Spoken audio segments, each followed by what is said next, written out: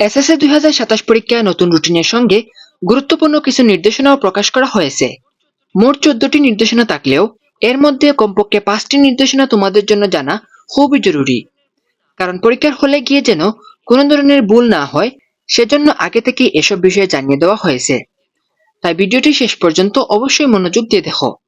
বিশেষ করে pass mark, OMR sheet পূরণ এবং ক্যালকুলেটর নিয়ে যাদের প্রশ্ন আছে তাদের জন্য এই ভিডিওটি খুবই গুরুত্বপূর্ণ। চলো একে একে সব বিষয় জেনে নেওয়া যাক। প্রথম গুরুত্বপূর্ণ বিষয় হলো পরীক্ষার সময়সূচি।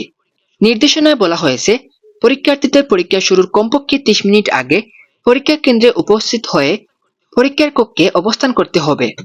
তাই শেষ মুহূর্তের জন্য অপেক্ষা না করে হাতে যথেষ্ট সময় নিয়ে কেন্দ্রে পৌঁছাবে। দ্বিতীয় এবং সবচেয়ে গুরুত্বপূর্ণ বিষয় হলো ওএমআর শিট ও উত্তরপত্র পূরণ। প্রতিটি পরীক্ষায় তোমাদের উত্তরপত্র এবং ওএমআর ফর্মে রোল নম্বর, রেজিস্ট্রেশন নম্বর, বিষয় কোড সহ প্রয়োজনীয় তথ্য সঠিকভাবে পূরণ করতে হবে। এখানে কোনো ভুল করা যাবে না, কারণ উত্তরপত্রের তথ্য ভুলভাবে পূরণ করলে তোমাদের ফলাফলে সমস্যা হতে পারে। তাই পরীক্ষার হলে ওএমআর কিভাবে পূরণ করবে সেটা আগে থেকেই ভালোভাবে জেনে রাখবে। তৃতীয় গুরুত্বপূর্ণ বিষয়, পৃথকভাবে পাশ করতে হবে। এটা তোমাদের জন্য খুবই গুরুত্বপূর্ণ।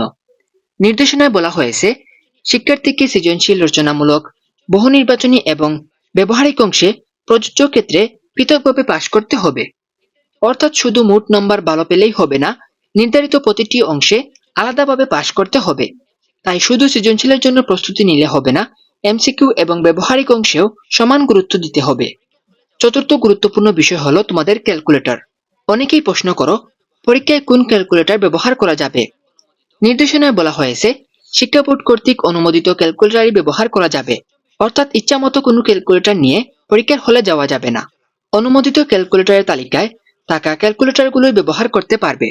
কোন কোন ক্যালকুলেটর অনুমোদিত সেটি আমরা তোমাদেরকে আলাদা একটি ভিডিওতে বিস্তারিত জানিয়ে দিব। আর পঞ্চম বিষয়টি হলো পরীক্ষার হলে প্রয়োজনীয় নিয়মকানুন মেনে চলা। রুটিনের সঙ্গে দেওয়া নির্দেশনাগুলো শুধু পড়লেই হবে না, পরীক্ষার দিন সেগুলো মেনে চলাটাও জরুরি।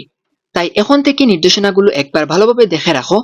আর একটা কথা, পরীক্ষার আগে শেষ মুহূর্তে শুধু পড়লেই হবে না, বাসায় নিয়মিত পরীক্ষা দেওয়ার অভ্যাস রাখতে হবে। কারণ শেষ পর্যন্ত পরীক্ষার হলে তোমাকে নির্দিষ্ট সময়ে বসে লিখতে হবে। তাই এখন থেকেই পরীক্ষার মতো পরিবেশে লিখিত পরীক্ষা দেওয়ার অভ্যাস করো।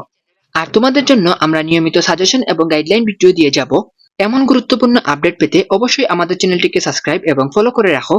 ভিডিওটি তোমার বন্ধুদের সাথে শেয়ার করে দাও, যাতে তারাও পরীক্ষার এই গুরুত্বপূর্ণ নির্দেশনাগুলো আগে থেকে জেনে রাখতে পারে।